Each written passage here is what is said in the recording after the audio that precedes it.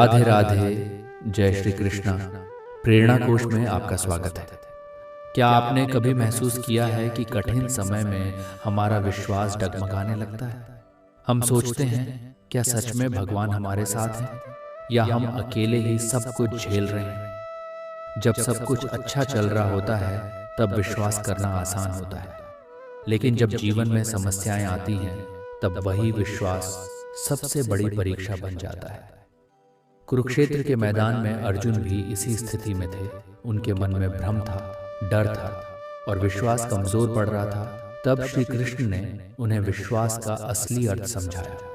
उन्होंने कहा, श्रद्धावान लभते ज्ञानम तत्पर संयतेन्द्रिय।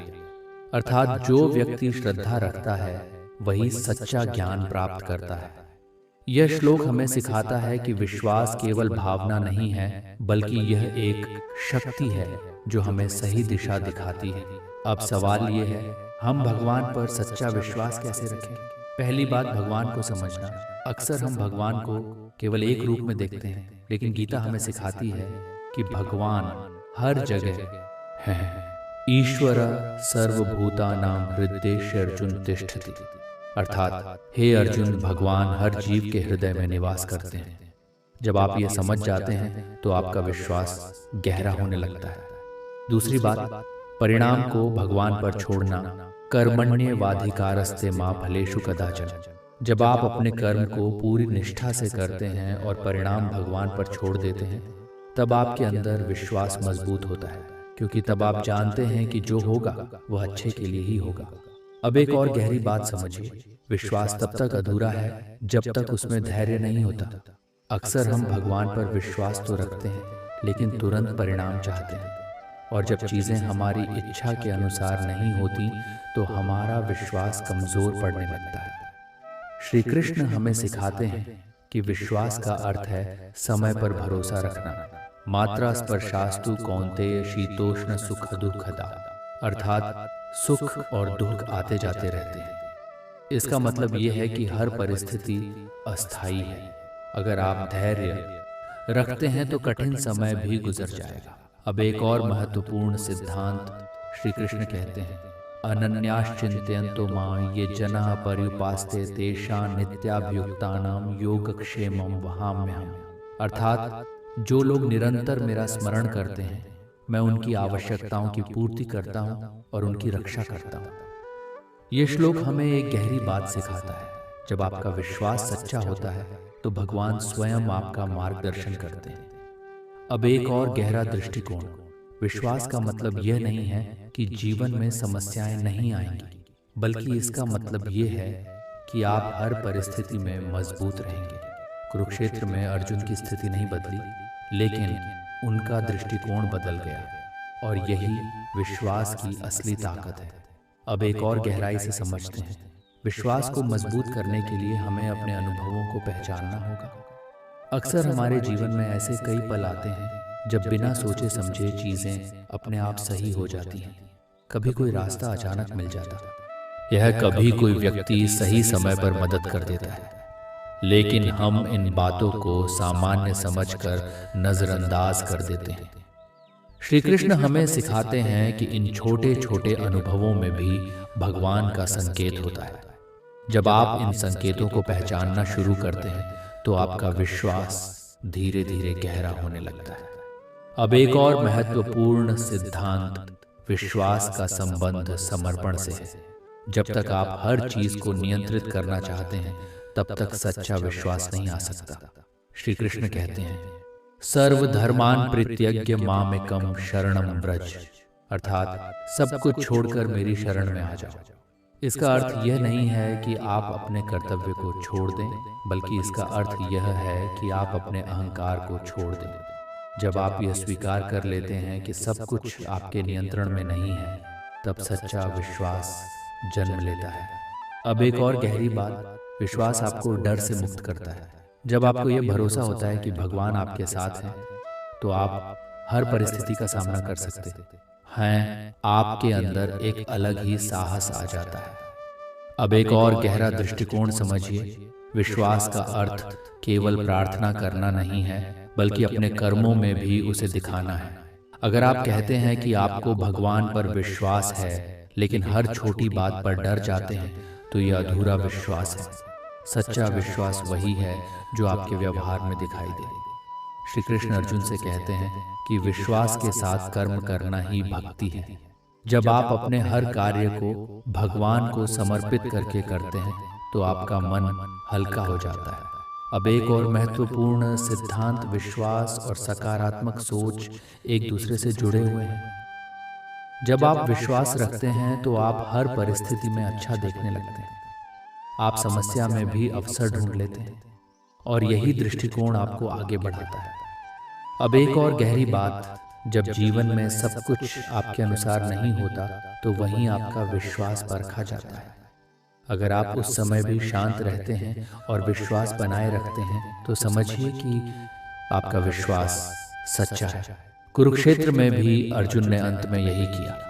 उन्होंने अपने सभी सवाल, अपने सभी डर और अपने सभी संदेह श्री कृष्ण को समर्पित कर दिए और फिर बिना किसी भय के अपने कर्तव्य के लिए खड़े हो गए। यही विश्वास की अंतिम अवस्था है। अब एक और गहरी बात समझिए, विश्वास का निर्माण धीरे धीरे होता है। ये एक दिन में नहीं आता। जैसे एक बीज को वृक्ष बनने में समय लगता है, वैसे ही विश्वास को भी मजबूत होने में समय लगता है।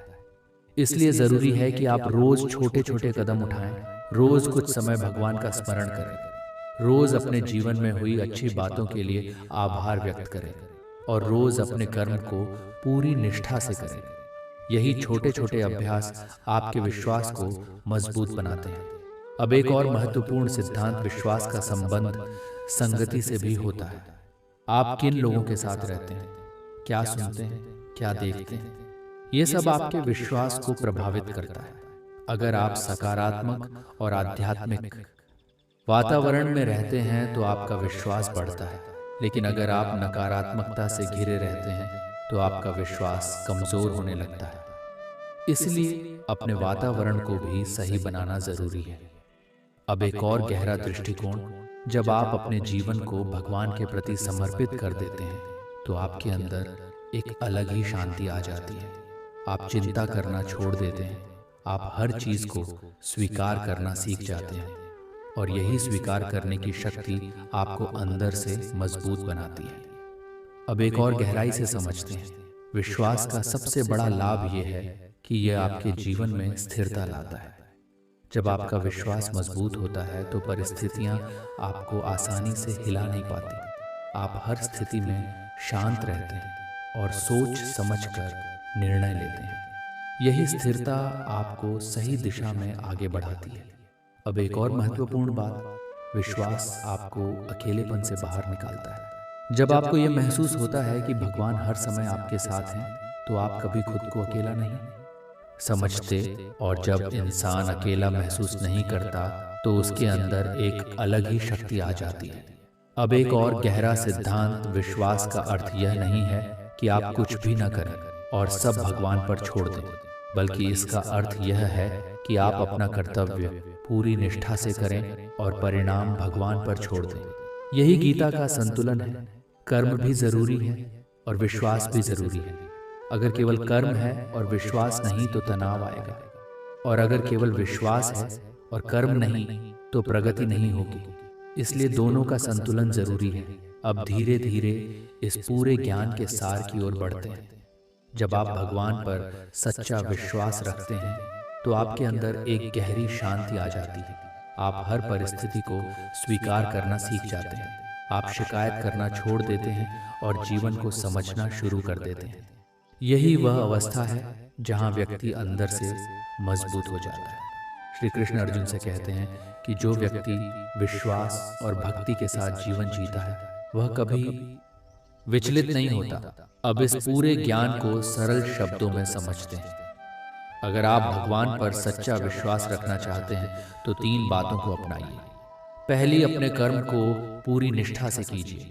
दूसरी, परिणाम को भगवान पर छोड़ दीजिए। तीसरी, हर परिस्थिति में धैर्य और विश्वास बनाए रखिए। जब आप इन तीनों को अपनाते हैं तो आपका विश्वास धीरे धीरे अटूट बन जाता है। विश्वास वह शक्ति है जो अंधेरे में भी रास्ता दिखाती है। जब आप भगवान पर सच्चा विश्वास रखते हैं तो डर खत्म हो जाता है और जीवन सरल हो जाता है। कई बार हमारा अपना अहंकार ही हमारे दुखों का कारण बन जाता है। जब हम खुद को दूसरों से बेहतर समझने लगते हैं, जब हमें लगता है कि सब कुछ हमारे नियंत्रण में है, तभी अहंकार धीरे धीरे हमारे अंदर बढ़ने लगता है। और यही अहंकार हमें सही और गलत के बीच फर्क करने से रोक देता है। कुरुक्षेत्र के मैदान में भी अहंकार कई योद्धाओं के पतन का कारण बना, लेकिन अर्जुन ने जब श्री कृष्ण की शरण ली तो उन्होंने अहंकार को त्याग कर ज्ञान को अपनाया। तब श्री कृष्ण ने उन्हें अहंकार का असली स्वरूप समझाया। उन्होंने कहा, अहंकारम बलम दर्पम कामम क्रोधम परिग्रहम विमुच्य निर्ममः शांतो ब्रह्म भूयाय कल्पते। अर्थात जो व्यक्ति अहंकार, बल का घमंड, दर्प, काम और क्रोध को त्याग देता है, वही शांति और उच्च अवस्था को प्राप्त करता है। अब सवाल यह है, अहंकार पैदा क्यों होता है? अहंकार तब पैदा होता है जब हम अपने आप को ही सब कुछ मानने लगते हैं, जब हम ये भूल जाते हैं कि जो कुछ भी हमारे पास है वह केवल हमारे प्रयास का नहीं बल्कि भगवान की कृपा का परिणाम भी है। अब सवाल ये है, अहंकार को खत्म कैसे करें?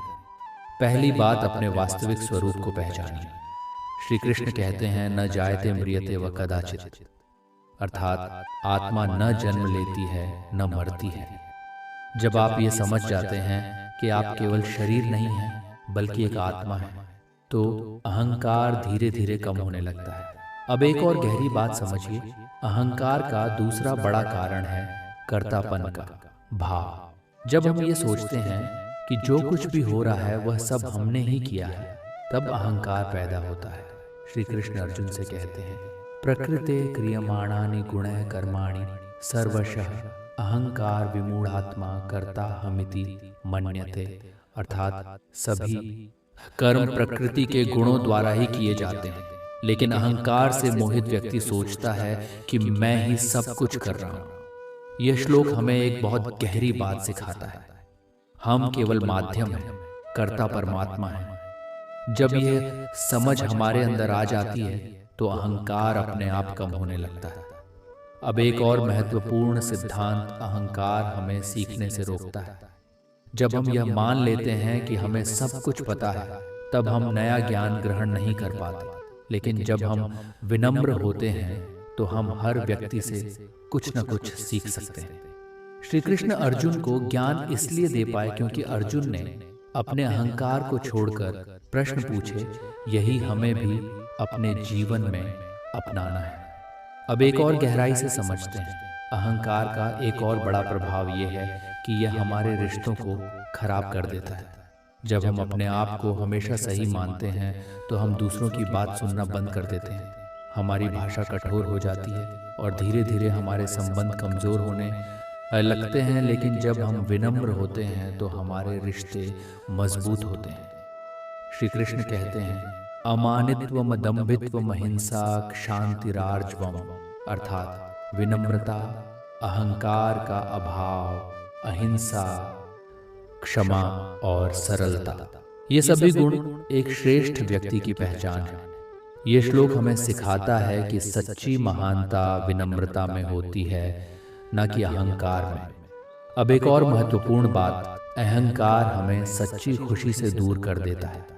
जब हम अपने आप को दूसरों से ऊपर समझते हैं तो हम हमेशा तुलना में लगे रहते हैं, और जहाँ तुलना होती है वहाँ शांति नहीं होती। लेकिन जब हम अपने आप को स्वीकार करते हैं और दूसरों का सम्मान करते हैं तो हमारे अंदर एक अलग ही संतोष आता है। अब एक और गहरा दृष्टिकोण समझिए, अहंकार को खत्म करने का सबसे प्रभावी तरीका है कृतज्ञता। जब आप हर छोटी छोटी चीज के लिए आभार व्यक्त करते हैं तो आपका ध्यान अपने आप से हटकर भगवान की कृपा पर जाता है, और जहाँ आभार होता है वहाँ अहंकार टिक नहीं सकता। श्री कृष्ण हमें सिखाते हैं कि जो कुछ भी हमारे पास है वह केवल हमारे प्रयास का नहीं बल्कि ईश्वर की कृपा का परिणाम है।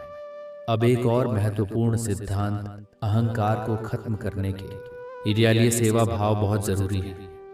जब आप दूसरों की मदद करते हैं तो आपको यह एहसास होता है कि आप केवल अपने लिए नहीं बल्कि दूसरों के लिए भी जी रहे हैं। यही भावना अहंकार को कम करती है। अब एक और गहरी बात, अहंकार तब भी बढ़ता है जब हम अपनी सफलता को ही अपनी पहचान बना लेते हैं। लेकिन श्री कृष्ण कहते हैं योगस्थ कुरु कर्माणि, अर्थात अपने कर्म को करते रहो लेकिन उससे जुड़ो मत। इसका मतलब ये है कि सफलता आए या असफलता दोनों में संतुलित रहो। यही संतुलन अहंकार को खत्म करता है। अब एक और गहराई से समझते हैं, अहंकार का सबसे बड़ा नुकसान ये है कि यह हमें सत्य से दूर कर देता है। जब हम अहंकार में होते हैं तो हम वही देखते हैं जो हम देखना चाहते हैं और वही सुनते हैं जो हमें अच्छा लगता है। लेकिन गीता हमें सिखाती है कि सच्चा ज्ञान वही है जो हमें हमारे भ्रम से बाहर निकाले। श्री कृष्ण कहते हैं विद्या विनय संपन्ने ब्राह्मणे गविहस्ति निषु निचैव स्वपाके च पंडिता समदर्शिना, अर्थात सच्चा ज्ञानी हर व्यक्ति में समान भाव देखता है, चाहे वह कोई भी हो। इसका मतलब ये है कि जब अहंकार खत्म होता है तब व्यक्ति हर किसी को समान दृष्टि से देखता है। अब एक और महत्वपूर्ण बात, अहंकार हमें भगवान से भी दूर कर देता है, क्योंकि जब हम खुद को ही सर्वोपरि मानने लगते हैं तो हमें किसी और की आवश्यकता महसूस नहीं होती। लेकिन जब हम विनम्र होते हैं तभी हम भगवान के करीब आते हैं। यही कारण है कि भक्ति का पहला कदम विनम्रता है। अब एक और गहरी बात समझिए, अहंकार को खत्म करने के लिए हमें अपने अंदर झांकना सीखना होगा। अक्सर हम दूसरों की गलतियां जल्दी देख लेते हैं लेकिन अपनी गलतियों को नजरअंदाज कर देते हैं। यही अहंकार की पहचान है। श्री कृष्ण हमें सिखाते हैं कि आत्मचिंतन ही सुधार का पहला कदम है। जब आप रोज अपने आप से यह पूछते हैं कि आज मैंने कहाँ गलती की और मैं कैसे बेहतर बन सकता हूँ, तब धीरे धीरे आपका अहंकार कम होने लगता है। अब एक और महत्वपूर्ण सिद्धांत, अहंकार का संबंध तुलना से भी है। जब हम दूसरों से खुद की तुलना करते हैं तो या तो हमें घमंड होता है या हीन भावना, और दोनों ही स्थिति गलत है। गीता हमें सिखाती है कि हर व्यक्ति का मार्ग अलग होता है, इसलिए खुद को दूसरों से तुलना करने के बजाय अपने विकास पर ध्यान देना चाहिए। अब एक और गहरा दृष्टिकोण, अहंकार को खत्म करने के लिए हमें अपनी सीमाओं को स्वीकार करना होगा। कोई भी व्यक्ति पूर्ण नहीं होता, हर किसी में कुछ कमियां होती हैं। जब आप अपनी कमियों को स्वीकार करते हैं तो आपके अंदर विनम्रता आती है और यही विनम्रता अहंकार को खत्म करती है। अब एक और गहराई से समझते हैं, अहंकार को पूरी तरह समाप्त करने के लिए हमें अपने दृष्टिकोण को बदलना होगा। जब तक हम खुद को दूसरों से अलग और बड़ा मानते रहेंगे तब तक अहंकार बना रहेगा। लेकिन जब हम ये समझ जाते हैं कि हम सभी एक ही परमात्मा के अंश हैं, तब हमारे अंदर समानता का भाव आ जाता है। यही गीता का गहरा ज्ञान यह है। अब एक और महत्वपूर्ण सिद्धांत, अहंकार तब भी बढ़ता है जब हमें प्रशंसा की आदत लग जाती है। हम चाहते हैं कि लोग हमें सराहें, हमें महत्व दें, लेकिन जब यह नहीं होता तो हमें दुख होता है। श्री कृष्ण हमें सिखाते हैं कि अपने काम को दूसरों की प्रशंसा के लिए नहीं बल्कि अपने कर्तव्य के लिए करो। जब आप ऐसा करते हैं तो आपका मन स्थिर रहता है और अहंकार धीरे धीरे समाप्त होने लगता है। अब एक और गहरी बात, अहंकार को खत्म करने के लिए क्षमा बहुत जरूरी है। जब आप दूसरों को माफ करना सीख जाते हैं तो आपका मन हल्का हो जाता है, और जहां मन हल्का होता है वहां अहंकार नहीं टिकता। यही कारण है कि गीता में क्षमा को एक महान गुण बताया गया है। अब धीरे धीरे इस पूरे ज्ञान के सार की ओर बढ़ते हैं। जब आप अपने जीवन में विनम्रता को अपनाते हैं तो आपका दृष्टिकोण बदलने लगता है। आप हर व्यक्ति में कुछ सीखने की कोशिश करते हैं। आप हर परिस्थिति को एक अवसर की तरह देखते हैं, और सबसे ऐसी महत्वपूर्ण, आप अपने अंदर शांति महसूस करने लगते हैं। यही वह अवस्था है जहां अहंकार समाप्त होने लगता है और सच्चा ज्ञान प्रकट होता है। श्री कृष्ण अर्जुन से कहते हैं कि जो व्यक्ति अहंकार को त्याग देता है वह सच्चे मार्ग पर चलने लगता है। अब इस पूरे ज्ञान को सरल शब्दों में समझते हैं। अगर आप अहंकार को खत्म करना चाहते हैं तो 4 बातों को अपनाइए। पहली, अपने वास्तविक स्वरूप को पहचानिए। दूसरी, अपने कर्म को भगवान को समर्पित कीजिए। तीसरी, विनम्रता और कृतज्ञता को अपनाइए। और चौथी, हर व्यक्ति का सम्मान करना सीखिए। जब आप इन बातों को अपनाते हैं तो आपका अहंकार धीरे धीरे समाप्त हो जाता है। अहंकार वह दीवार है जो आपको सच्चे ज्ञान और शांति से दूर रखती है, और विनम्रता वह रास्ता है जो आपको भगवान के करीब ले जाता है। इसीलिए अपने जीवन में अहंकार को त्यागिए और विनम्रता को अपनाइए। अगर भगवान सच में है तो दुनिया में इतना दुख, अन्याय और बुरा क्यों होता है? क्यों अच्छे लोगों के साथ बुरा होता है? क्यों मासूम लोग दर्द सहते हैं और भगवान ये सब देखकर भी चुप क्यों रहते हैं? ये सवाल हर इंसान के मन में कभी ना कभी जरूर आता है, और शायद आपने भी खुद से ये सवाल किया होगा। कुरुक्षेत्र के मैदान में अर्जुन भी इसी प्रकार के प्रश्नों से घिरे हुए थे। उन्हें समझ नहीं आ रहा था कि यह युद्ध सही है या गलत, और क्यों उन्हें इतने दुखद निर्णय का सामना करना पड़ रहा है। तब श्री कृष्ण ने उन्हें एक बहुत गहरा सत्य समझाया। उन्होंने कहा, कर्मण्येवाधिकारस्ते मा फलेषु कदाचन, अर्थात तुम्हारा अधिकार केवल कर्म करने में है, फल पर नहीं। यह श्लोक हमें यह बताता है कि इस संसार में जो कुछ भी हो रहा है वह केवल भगवान की इच्छा नहीं, बल्कि हमारे कर्मों का परिणाम भी है। अब सवाल यह है, क्या हर बुरी चीज हमारे कर्मों की वजह से होती है? इसका उत्तर थोड़ा गहरा है। श्री कृष्ण कहते हैं, प्रकृत्या क्रियमाणानि गुणैः कर्माणि सर्वशः, अर्थात सभी कर्म प्रकृति के गुणों द्वारा होते हैं। इसका मतलब ये है कि इस संसार में बहुत सारी चीजें एक साथ काम कर रही हैं। कर्म, प्रकृति और समय, और इन सब का परिणाम ही हमें सुख और दुख के रूप में मिलता है। अब एक और गहरा सत्य श्री कृष्ण अर्जुन से कहते हैं, न ही कश्चित् क्षणमपि जातु तिष्ठत्य कर्मकृत्, अर्थात कोई भी व्यक्ति एक क्षण के लिए भी बिना कर्म किए नहीं रह सकता। इसका मतलब ये है कि हम हर पल कुछ न कुछ कर रहे हैं, और हर कर्म का एक परिणाम होता है। लेकिन ये परिणाम हमेशा तुरंत नहीं मिलता, कभी यह समय लेकर आता है। और यही कारण है कि कई बार हमें लगता है कि अच्छे लोगों के साथ बुरा हो रहा है। अब एक और गहरा प्रश्न आता है, अगर सब कुछ कर्मों का फल है तो भगवान क्या करते हैं? क्या वे केवल देखते रहते हैं? श्री कृष्ण इसका भी उत्तर देते हैं, ईश्वरः सर्वभूतानां हृद्देशे अर्जुन तिष्ठति, अर्थात हे अर्जुन, भगवान हर जीव के हृदय में निवास करते हैं। इसका मतलब ये है, भगवान बाहर बैठकर केवल देख नहीं रहे, बल्कि वे हमारे अंदर ही हैं और हमें सही दिशा देने की कोशिश करते हैं। लेकिन समस्या ये है कि हम उस आवाज को सुनते नहीं। हम अपने मन, अपने अहंकार और अपनी इच्छाओं में इतने उलझ जाते हैं कि भगवान की दिशा को समझ ही नहीं पाते। अब एक और गहरा सत्य श्री कृष्ण कहते हैं, समोहम सर्वभूतेषु न मे द्वेष्योस्ति न प्रियः, अर्थात मैं सभी के प्रति समान हूँ, न कोई मेरा शत्रु है न कोई प्रिय। इसका मतलब ये है, भगवान किसी के साथ पक्षपात नहीं करते, तो फिर बुरा क्यों होता है? क्योंकि यह संसार नियमों पर चलता है, और उन नियमों का नाम है कर्म। जैसे आग जलाती है, चाहे आप अच्छे हों या बुरे, वैसे ही कर्म भी फल देता है, चाहे व्यक्ति कोई भी हो। अब एक और गहरी बात, कई बार जो हमें बुरा लगता है वह वास्तव में हमारे लिए अच्छा होता है। श्री कृष्ण अर्जुन से कहते हैं, सुख दुखे समय कृत्वा लाभालाभो जया जय, अर्थात सुख और दुख, लाभ और हानि, जीत और हार, इन सब को समान भाव से देखो। इसका मतलब यह है, जो हम आज दुख समझ रहे हैं वह कल हमारी सबसे बड़ी सीख बन सकता है। अब एक और गहरी बात समझिए, जब जीवन में बुरा होता है तो हम तुरंत उसे सजा मान लेते हैं, लेकिन गीता हमें सिखाती है कि हर दुख सजा नहीं होता, कई बार वह एक सीख होता है। श्री कृष्ण अर्जुन से कहते हैं कि जीवन का हर अनुभव हमें कुछ सिखाने के लिए आता है।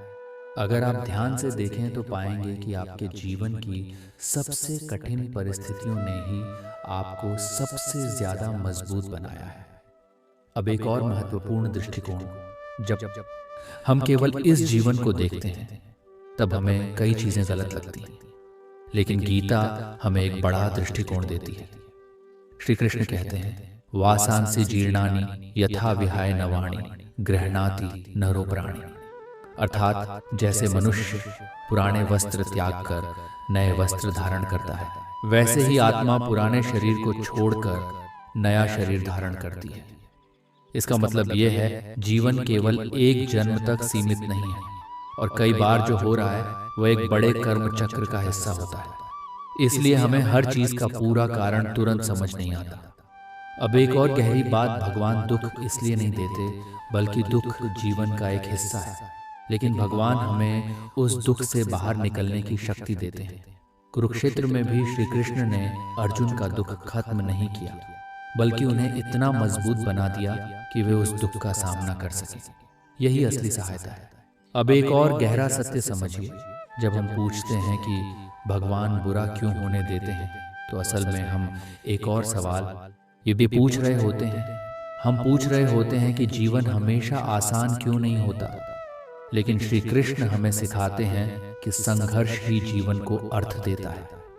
अगर जीवन में कोई चुनौती ही न हो तो न कोई सीख होगी, न कोई विकास। श्री कृष्ण अर्जुन से कहते हैं, तस्मादुत्तिष्ठ कौन्तेय युद्धाय कृत निश्चय। अर्थात हे अर्जुन, उठो और दृढ़ निश्चय के साथ अपने कर्तव्य के लिए तैयार हो जाओ। इसका मतलब यह है कि कठिनाइयों से भागना समाधान नहीं है, बल्कि उनका सामना करना ही जीवन का मार्ग है। अब एक और महत्वपूर्ण बात, जब बुरा होता है तो हम अक्सर खुद को पीड़ित मान लेते हैं। लेकिन गीता हमें सिखाती है कि हम पीड़ित नहीं हैं, हम सीखने वाले हैं। हर परिस्थिति हमें कुछ सिखाने के लिए आती है। अगर हम उस सीख को समझ लेते हैं तो वही दुख हमें आगे बढ़ा देता है। अब एक और गहरी बात, भगवान हमें कभी अकेला नहीं छोड़ते, लेकिन वे हर समस्या को हमारे लिए हल नहीं करते, क्योंकि अगर वे ऐसा करेंगे तो हम कभी मजबूत या आसी नहीं बन पाएंगे। इसीलिए वे हमें शक्ति देते हैं, मार्गदर्शन देते हैं और सही दिशा दिखाते हैं, लेकिन चलना हमें खुद ही होता है। अब एक और गहरी बात समझिए, जब हम जीवन में होने वाली हर घटना को केवल अच्छा या बुरा कहकर देखना शुरू कर देते हैं, तब हम उसके असली अर्थ को खो देते हैं। गीता हमें सिखाती है कि हर घटना का एक उद्देश्य होता है। श्री कृष्ण कहते हैं, ज्ञानेन तु तद्ज्ञानम येषां नाशितमात्मनः तेषामादित्यवत् ज्ञानम प्रकाशयति तत्परम। अर्थात जब अज्ञान समाप्त होता है, तब ज्ञान सूर्य की तरह सब कुछ स्पष्ट कर देता है। इसका मतलब ये है कि जब तक हमारे पास सही समझ नहीं होती, तब तक हमें हर चीज गलत या अन्यायपूर्ण लगती है। लेकिन जैसे ही हमारा दृष्टिकोण बदलता है, हम उसी घटना में अर्थ और उद्देश्य देखने लगते हैं। अब एक और महत्वपूर्ण सिद्धांत, जब बुरा होता है तो हमारा विश्वास डगमगाने लगता है, लेकिन वही समय हमारे विश्वास की सबसे बड़ी परीक्षा होता है। अगर आप उस समय भी स्थिर रहते हैं और अपने मार्ग पर चलते रहते हैं, तो आप अंदर से और मजबूत बन जाते हैं। यही कारण है कि गीता में बार बार धैर्य और स्थिरता पर जोर दिया गया है। अब एक और गहरा दृष्टिकोण, जीवन में जो कुछ भी हो रहा है वह हमेशा हमारे नियंत्रण में नहीं होता, लेकिन हम उस परिस्थिति को कैसे देखते हैं और उससे कैसे सीखते हैं, ये पूरी तरह हमारे हाथ में है, और यही हमारी असली शक्ति है। अब एक और गहराई से समझते हैं, जब हम बार बार पूछते हैं कि भगवान बुरा क्यों होने देते हैं, तो हमें एक बात समझनी होगी, भगवान हमें विकल्प देते हैं, लेकिन निर्णय हमारा होता है, और हर निर्णय का परिणाम भी हमें ही मिलता है। यही गीता का कर्म सिद्धांत है। अब एक और महत्वपूर्ण बात, इस संसार में केवल अच्छाई ही नहीं बल्कि बुराई भी मौजूद है, क्योंकि अगर केवल एक ही पक्ष होता तो जीवन अधूरा होता। श्री कृष्ण कहते हैं, द्वंद्व मोहेन भारत, अर्थात यह संसार द्वंद्व से भरा हुआ है, जहाँ सुख भी है और दुख भी, प्रकाश भी है और अंधकार भी। यही संतुलन इस दुनिया को चलाता है। अब एक और गहरी बात, अगर जीवन में कभी भी बुरा ना हो तो हमें अच्छाई की कीमत कभी समझ ही नहीं आएगी। दुख ही हमें सुख का मूल्य सिखाता है, अंधेरा ही हमें रोशनी का महत्व समझाता है। इसलिए हर बुरी परिस्थिति अपने साथ एक सीख लेकर आती है। अब एक और महत्वपूर्ण दृष्टिकोण भगवान हमें जीवन देते हैं, लेकिन जीवन को कैसे जीना है यह हमारे हाथ में होता है। वे हमें ज्ञान देते हैं, मार्ग दिखाते हैं, लेकिन चलना हमें खुद ही होता है।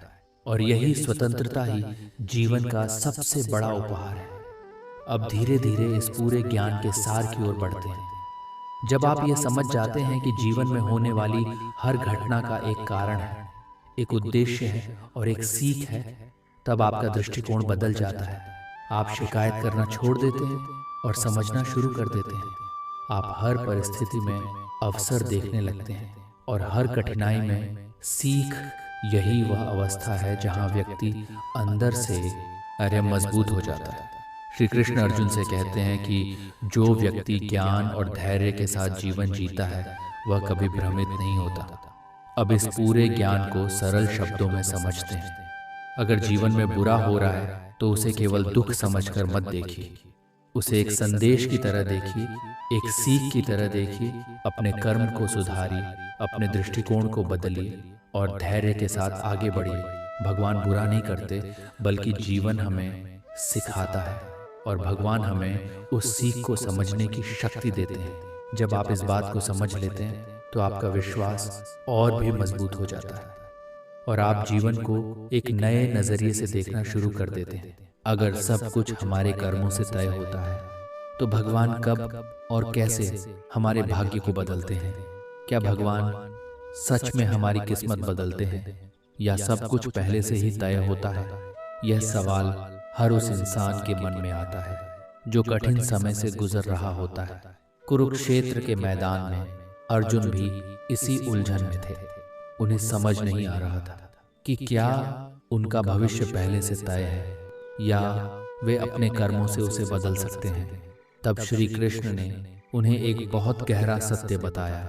उन्होंने कहा, कर्मण्येवाधिकारस्ते मा फलेषु कदाचन, अर्थात तुम्हारा अधिकार केवल कर्म करने में है, फल पर नहीं।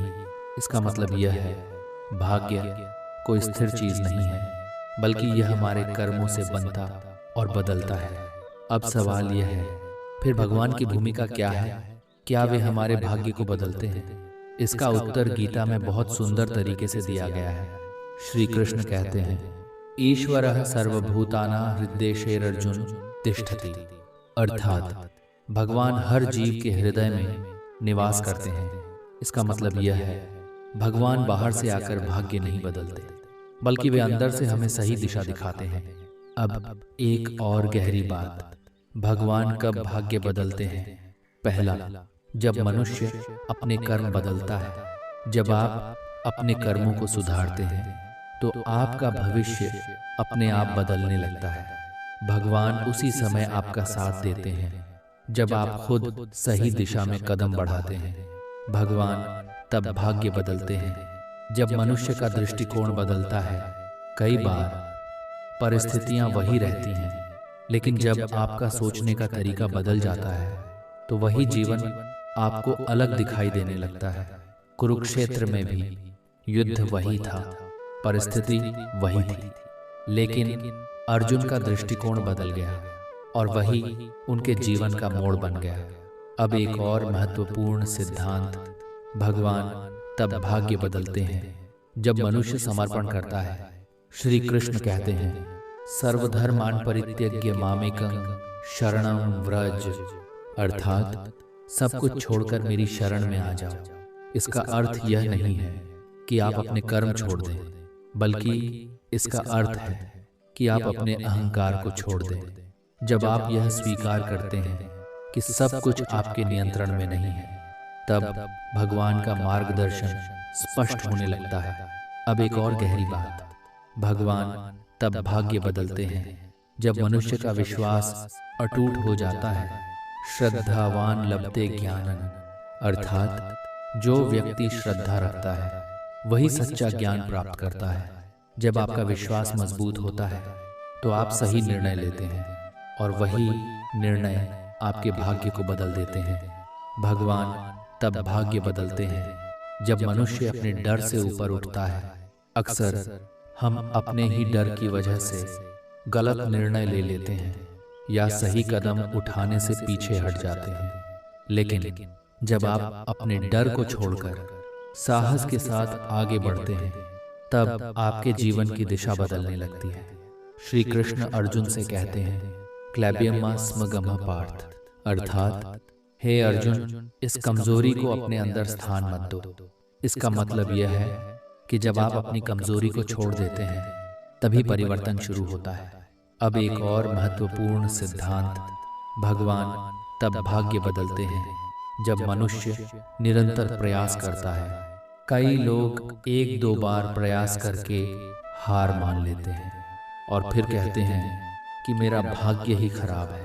लेकिन गीता हमें सिखाती है कि निरंतर प्रयास ही भाग्य को बदलता है। जब आप बार बार प्रयास करते हैं तो एक समय ऐसा आता है जब परिस्थितियां भी आपके पक्ष में आने लगती हैं। अब एक और गहरी बात, भगवान हमें सीधे भाग्य बदलकर नहीं देते, बल्कि हमें अवसर देते हैं, और उन अवसरों को पहचानना और उनका सही उपयोग करना, ये हमारे हाथ में होता है। भगवान तब भाग्य बदलते हैं जब मनुष्य अपने कर्म को पूजा बना देता है। जब आप अपने हर कार्य को केवल अपने लिए नहीं, बल्कि एक उच्च उद्देश्य के लिए करते हैं, तब आपके कर्म की शक्ति बढ़ जाती है। श्री कृष्ण कहते हैं, योगा कर्मसु कौशलम, अर्थात योग का अर्थ है अपने कर्म को कुशलता और समर्पण के साथ करना। जब आप ऐसा करते हैं तो आपके कर्म साधारण नहीं रहते, वे आपके भाग्य को बदलने की क्षमता रखते हैं। अब एक और महत्वपूर्ण बात, भगवान तब भाग्य बदलते हैं जब मनुष्य शिकायत करना छोड़ देता है। अक्सर हम अपनी परिस्थितियों को दोष देते रहते हैं, लेकिन जब आप शिकायत छोड़कर जिम्मेदारी लेना शुरू करते हैं, तब बदलाव शुरू होता है। यही गीता का संदेश है। अब एक और गहरी बात, भगवान तब भाग्य बदलते हैं जब मनुष्य सीखना शुरू करता है। हर गलती, हर असफलता एक सीख होती है। अगर आप उन सीखों को समझ लेते हैं तो वही गलतियां आपके लिए रास्ता बन जाती हैं। भगवान तब भाग्य बदलते हैं जब मनुष्य अपने अंदर बदलाव लाता है, क्योंकि बाहरी परिस्थितियां बदलने से पहले अंदर का परिवर्तन जरूरी होता है। जब आपका सोच बदलता है, आपके निर्णय बदलते हैं, और जब निर्णय बदलते हैं तो आपका भविष्य बदलने लगता है। यही असली परिवर्तन है। अब एक और महत्वपूर्ण सिद्धांत, भगवान तब भाग्य बदलते हैं जब मनुष्य अपने कर्म के प्रति ईमानदार होता है। जब आप बिना किसी धोखे, बिना किसी शॉर्टकट के अपने रास्ते पर चलते हैं, तो धीरे धीरे आपके जीवन में स्थिरता आने लगती है, और यही स्थिरता आपको सही दिशा में आगे बढ़ाती है। अब एक और गहरी बात, भगवान तब भाग्य बदलते हैं जब मनुष्य धैर्य रखना सीख जाता है, क्योंकि हर बदलाव समय लेता है। अगर आप जल्दी हार मान लेते हैं तो आप उस बदलाव को आने से पहले ही रोक देते हैं, लेकिन अगर आप धैर्य रखते हैं तो समय के साथ सब कुछ बदलता है। जब मनुष्य अपने मन पर नियंत्रण पा लेता है, क्योंकि असली परिवर्तन बाहर नहीं बल्कि अंदर से शुरू होता है। अगर आपका मन भटकता है तो आपके निर्णय भी भटकते हैं, लेकिन जब आपका मन स्थिर होता है तो आपके निर्णय सही होने लगते हैं, और वही सही निर्णय आपके भाग्य को बदल देते हैं। श्री कृष्ण कहते हैं, उद्धरेदात्मनात्मानं नात्मानं वसादयेत्, अर्थात मनुष्य को खुद ही अपने आप को ऊपर उठाना चाहिए। इसका मतलब यह है कि भगवान आपको शक्ति देते हैं, लेकिन उठना आपको खुद ही होता है। अब एक और महत्वपूर्ण सिद्धांत, भगवान तब भाग्य बदलते हैं जब मनुष्य अपनी गलतियों को स्वीकार करता है। जब तक आप अपनी गलतियों को नहीं मानते, तब तक आप उन्हें सुधार नहीं सकते। लेकिन जैसे ही आप स्वीकार करते हैं, तभी सुधार की शुरुआत होती है, और यही सुधार आपके जीवन को नई दिशा देता है। अब एक और गहरा दृष्टिकोण, भगवान तब भाग्य बदलते हैं जब मनुष्य अपने जीवन को सही उद्देश्य से जोड़ता है। जब आपके जीवन का एक स्पष्ट उद्देश्य होता है तो आपके हर कदम में शक्ति आ जाती है। आप भटकते नहीं हैं, बल्कि सीधे अपने लक्ष्य की ओर बढ़ते हैं, और यही दिशा आपके भाग्य को बदल देती है। जब मनुष्य अपने जीवन में संतुलन लाता है, अगर आपका जीवन असंतुलित है तो चाहे आपके पास कितनी भी मेहनत हो, आप सही दिशा में आगे नहीं बढ़ पाएंगे। श्री कृष्ण कहते हैं, युक्ताहार विहारस्य युक्त चेष्टस्य कर्मसु युक्त स्वप्नावबोधस्य योगो भवति द्वाखा। अर्थात जो व्यक्ति अपने जीवन में संतुलन रखता है वही शांति और सफलता प्राप्त करता है। इसका मतलब यह है कि अनुशासन और संतुलन भाग्य को बदलने में बहुत बड़ी भूमिका निभाते हैं। अब एक और महत्वपूर्ण बात, भगवान तब भाग्य बदलते हैं जब मनुष्य अपने जीवन में सकारात्मकता लाता है, क्योंकि आपका सोच ही आपकी दिशा तय करता है। अगर आप हमेशा नकारात्मक सोचते हैं तो आप अवसरों को भी नहीं देख पाते, लेकिन जब आप सकारात्मक सोचते हैं तो वही परिस्थितियां आपको नए रास्ते दिखाने लगती हैं। अब एक और गहरी बात, भगवान तब भाग्य बदलते हैं जब मनुष्य अपने अंदर विश्वास बनाए रखता है, क्योंकि बिना विश्वास के कोई भी परिवर्तन संभव नहीं है। जब आपको यह भरोसा होता है कि सब कुछ अच्छा होगा तो आप सही दिशा में आगे बढ़ते रहते हैं। अब धीरे धीरे इस गीता ज्ञान के अंतिम चरण की ओर बढ़ते हैं, जब आप समझ जाते हैं कि भगवान सीधे आकर आपका भाग्य नहीं बदलते, बल्कि आपको बदलते हैं। तब आपका दृष्टिकोण पूरी तरह बदल जाता है। आप परिस्थितियों को दोष देना छोड़ देते हैं और अपने आप को सुधारना शुरू करते हैं। आप अपने कर्म पर ध्यान देते हैं, अपने मन को नियंत्रित करते हैं और अपने जीवन को सही दिशा में ले जाते हैं। यही वह अवस्था है जहां भाग्य बदलना शुरू होता है। श्री कृष्ण अर्जुन से कहते हैं कि जो व्यक्ति अपने कर्म, ज्ञान और विश्वास को जोड़ देता है वही अपने जीवन को बदल सकता है। अब इस पूरे ज्ञान को सरल शब्दों में समझते हैं। अगर आप चाहते हैं कि भगवान आपका भाग्य बदलें तो सबसे पहले खुद को बदलना होगा। अपने कर्म को सुधारिए, अपने विचारों को बदलिए और अपने मन को नियंत्रित कीजिए। जब आप ऐसा करते हैं तो भगवान आपका साथ देते हैं और आपका भाग्य अपने आप बदलने लगता है। भगवान भाग्य नहीं बदलते, बल्कि वे आपको इतना मजबूत बना देते हैं कि आप अपना भाग्य खुद बदल सकें। यही गीता का सच्चा ज्ञान है। कभी आपने महसूस किया है कि जीवन अचानक से आपकी पकड़ से बाहर हो जाता है? सब कुछ ठीक चल रहा होता है और फिर एक ऐसा मोड़ आता है जहां सब कुछ बदल जाता है। रिश्ते टूट जाते हैं, मेहनत का फल नहीं मिलता और जिन चीजों पर आपने सबसे ज्यादा भरोसा किया होता है वही आपको सबसे ज्यादा चोट देती हैं। और उस पल मन में सिर्फ एक ही सवाल उठता है, अगर भगवान है तो ये सब मेरे साथ क्यों हो रहा है? यहीं पर लोग कहते हैं जो होता है अच्छे के लिए होता है, लेकिन सच बताइए, क्या उस दर्द के बीच ये बात सही लगती है? नहीं, क्योंकि उस समय हम परिणाम नहीं देख पाते, हम सिर्फ अपना दर्द देखते हैं। लेकिन क्या होगा अगर सच्चाई कुछ और ही हो? क्या होगा अगर हर घटना, हर टूटन, हर हार असल में एक ऐसी दिशा की ओर ले जा रही हो जिसे हम अभी समझ ही नहीं पा रहे?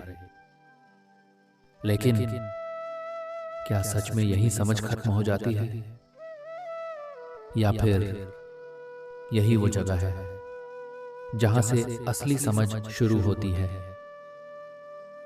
क्योंकि जब इंसान ये स्वीकार कर लेता है कि हर चीज उसके नियंत्रण में नहीं है, तभी वो पहली बार सच में जीना शुरू करता है। वरना हम पूरा जीवन इसी कोशिश में निकाल देते हैं कि सब कुछ हमारे अनुसार हो, और जब ऐसा नहीं होता तो हम टूट जाते हैं। लेकिन शायद जीवन का उद्देश्य ही ये नहीं है कि सब कुछ हमारे अनुसार हो, बल्कि ये है कि हम हर परिस्थिति में खुद को संभालना सीख जाएं। भगवद गीता में एक और गहरी बात कही गई है, समत्वम योग उच्यते, यानी हर स्थिति में समान रहना ही योग है। लेकिन सोचिए, क्या हम सच में समान रह पाते हैं? जब खुशी मिलती है तो हम उसमें बह जाते हैं, और जब दुख आता है तो हम उसमें डूब जाते हैं। यानी हम दोनों ही स्थितियों में अपने आप को खो देते हैं। और शायद यही असली समस्या है। हम जीवन को नहीं जीते, हम बस परिस्थितियों के अनुसार रिएक्ट करते रहते हैं। लेकिन अगर इंसान ये सीख जाए कि वो हर परिस्थिति में स्थिर रह सकता है, तो क्या होगा? तब शायद कोई भी घटना उसे हिला नहीं पाएगी, न सफलता उसे अहंकार में ले जाएगी, न असफलता उसे तोड़ पाएगी। और तब जो होता है अच्छे के लिए होता है, ये एक विश्वास नहीं रहेगा, ये उसकी दृष्टि बन जाएगी। लेकिन इस स्तर तक पहुंचना क्या सच में इतना आसान है? क्योंकि इसके लिए सिर्फ ज्ञान नहीं, अनुभव चाहिए। और अनुभव सिर्फ शब्दों से नहीं आता, वो आता है जीवन से टकराकर, हर उस दर्द से गुजरकर जिससे हम बचना चाहते हैं। तो क्या इसका मतलब ये है कि हमें दर्द से भागना नहीं चाहिए, या फिर हमें उसे समझना चाहिए? क्योंकि हो सकता है जिससे हम भाग रहे हैं वही हमें हमारी असली ताकत दिखाने वाला हो। और अगर ऐसा है तो फिर अगली बार जब जीवन आपको चुनौती दे, जब सब कुछ आपके खिलाफ जाता हुआ लगे, तो क्या आप उसे एक समस्या मानेंगे या एक संदेश? क्या आप फिर से वही सवाल पूछेंगे, मेरे साथ ही क्यों? या फिर इस बार आप खुद से पूछेंगे, इसमें मेरे लिए क्या सीख छुपी है? और शायद यही वो एक सवाल है जो आपके पूरे जीवन की दिशा बदल सकता है। लेकिन क्या हम सच में वो सवाल पूछने के लिए तैयार हैं? भगवद गीता में श्री कृष्ण कहते हैं कि इंसान सिर्फ कर्म कर सकता है, लेकिन परिणाम उसके हाथ में नहीं होता, क्योंकि परिणाम सिर्फ एक क्षण का नहीं होता, वो कई अनदेखी चीजों का मेल होता है जो हमारी समझ से बहुत आगे है।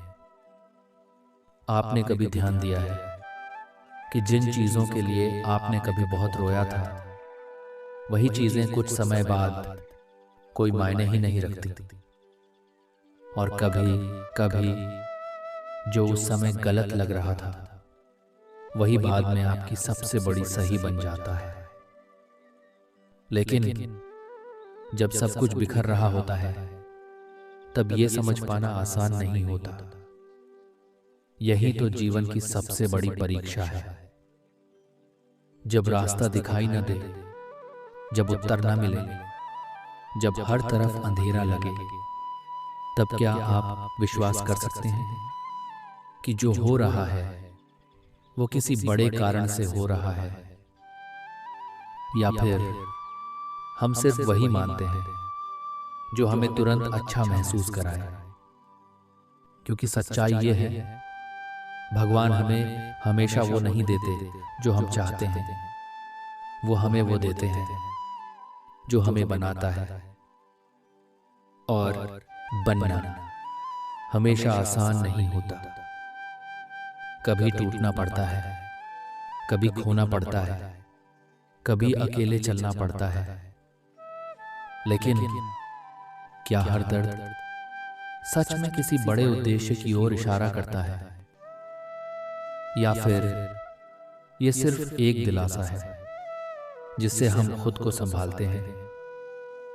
और अगर सच में हर चीज अच्छे के लिए होती है, तो फिर क्यों हमें उस अच्छे को देखने के लिए इतना इंतजार करना पड़ता है?